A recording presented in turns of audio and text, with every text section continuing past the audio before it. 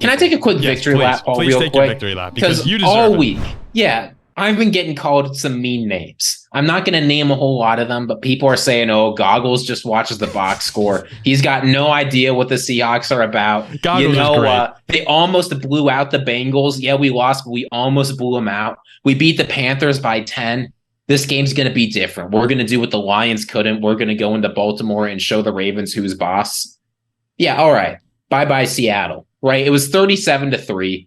You guys got carved up. It wasn't Lamar Jackson doing the dirty work. It was Keaton Mitchell, 138 yards, 15 yards a carry. It was Gus Edwards. It was Justice Hill, right? It was all Isaiah Likely, right? I'm not saying those guys are bad players, but they're not the superstars. The Seattle run defense completely fell apart after people were saying, "Oh, the Browns didn't really run on us. We've got a strong run defense. We're going to show them what's up." No. Right? People were saying Geno was going to light it up. 157 yards, 0 touchdowns, and an interception. I like the Seahawks. I don't think they are a bad team, but you saw the difference between the Seahawks and a real contender this week in Baltimore. And let me tell you, if the Ravens are somehow able to beat out the Chiefs for that 1 seed, I wouldn't, given how they have played at home, I would not want to go to Baltimore this postseason.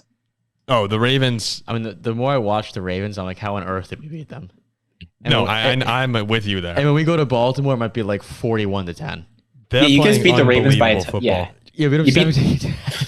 In Pittsburgh. If that exact game of the exact players of the exact quality of play were in Baltimore, it would have been like 35-3. Well, you know what's funny is we did a segment where we each said who we thought was the most dangerous team in the AFC right now, and none of us picked Baltimore. I picked Cincinnati, you picked Kansas City, and you picked Miami, Ziggy. I think that all of us had Baltimore as the number 2 team. No, I didn't. Well, I did. I think Ziggy, I believe you did, Ziggy, right? Yeah. So if after a day like today, you look back at the AFC, the Chiefs are winning. The Bengals are coming on right now. Depending on what we see tonight in that Buffalo Cincinnati game, the Ravens are convincing me right now that it's running through them with the defense playing the way that it is. And Lamar Jackson at an MVP level. It's all leading up to that age-old Baltimore question of whether or not Lamar Jackson will show up for the playoff game. That is the path we are directly headed down. And this year, there's no reason to say he shouldn't be great. But time and time again, we've seen Lamar choke in the playoffs. I'm expecting big things for this. I think that an AFC championship game is in their future. No, they'll be the 1 seed hosting. They'll get Cincinnati. They'll get a bye. Get Cincinnati. No, they'll get like Pittsburgh's like the 5, and they'll beat them. No, so as a Steeler fan, you have to be really impressed with what you're seeing. Yeah, I think it's fantastic. I mean, the last 2 games they've played at home against 2 teams that were looking like potential contenders out of the NFC in Detroit and Seattle, they made them look like JV teams. I'm not even going to say varsity teams. I mean JV teams.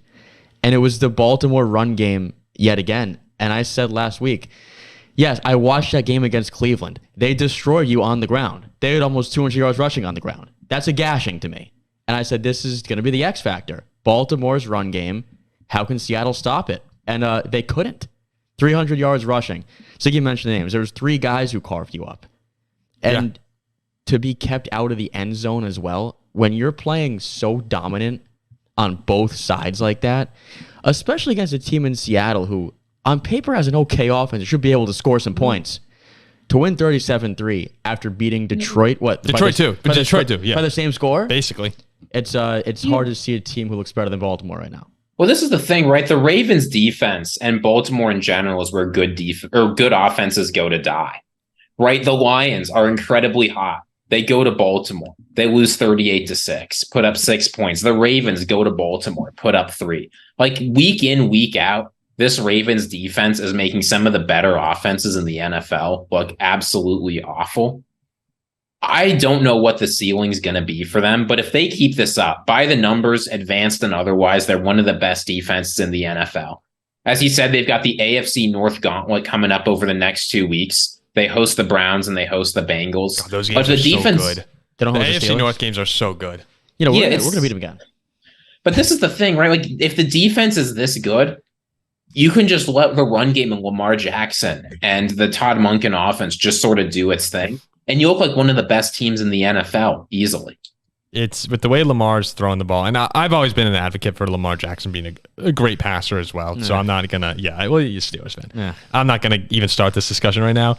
But with the way he's throwing it this season in particular, when you're running the ball this effectively and you add on him at an MVP level throwing, it's hard to beat. And Seattle, we'll talk about them for just a second here.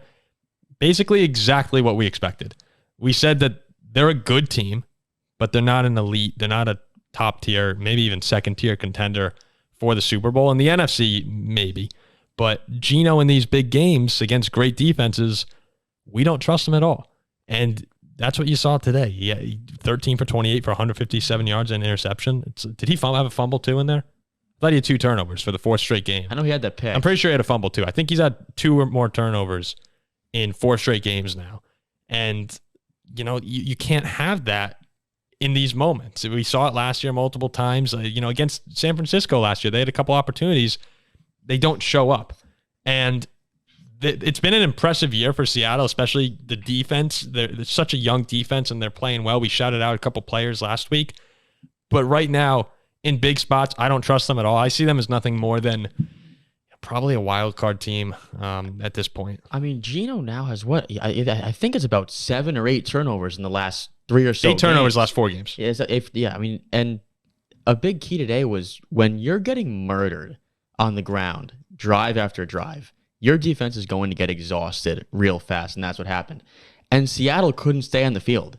I mean, 28 rushing yards. They they couldn't do anything. Seattle's offense couldn't stay on the field. Their defense was exhausted. Baltimore had 29 first downs compared to Seattle's 6. It was just all around I'm looking domination. at the numbers right here. Yeah, 29 to 6 first downs. Total yards, 515 to 151. Yeah, total domination. And time of possession, 40 minutes to 20. I don't want to rip on Seattle too much because I do think they're a good team. But yeah, the fans who are in our comment section saying we know nothing about what we're talking about, this played out exactly as we said. I mean, exactly. I will say that now is the actual time for me to double down on the NFC West. Yeah. So now I get a nice plus number again. See, you should revert back to what you said during the trade deadline show and be like, no, I'm off Seattle. I'm off. That might take. I mean, look, here's the thing I think that you can take away from this game. Obviously, the Seahawks are better than a team that lost to Baltimore by 34. Like, things got ugly fast and they stayed ugly. But in the NFL, there are teams that are real contenders and teams that aren't. And it's very easy. I think, frankly, as a Vikings fan, I'm probably doing this to myself too, but it's very easy to sort of talk yourself into thinking your team is a contender. When they put together some good games, they pull out some close wins against some decent opponents, you think, all right, when we play the big boys, we will be ready. And, I'm sure the Seahawks have spent the past week working really hard. Right? This is not a criticism of their work ethic, but no matter how hard they worked, when you were up against a team where at almost every position they are better than you, there's just very little you can do. And this was just another one of those games. So Seattle fans, right, they've got some things to look forward to. They've got plenty of winnable games left on the schedule. They'll probably play a winnable playoff game. But the gap between them and the contenders is big enough that I'm not expecting any real noise from them. Like, they're not beating the Eagles. They're not beating the 49ers if they can't keep it kind of close against the Ravens. Yeah, look, I mean, Ziggy's right. Some teams are contenders and some teams are not. And when you're not a contender, you typically can't beat the contenders. Like, the Lions aren't a contender. Seahawks aren't. Oh, you're ruling out Detroit too? But the Steelers, they are. Oh, yeah. They are. There it is. They beat these contenders. So there it is. Ziggy's right. Seattle's not, but you know who is?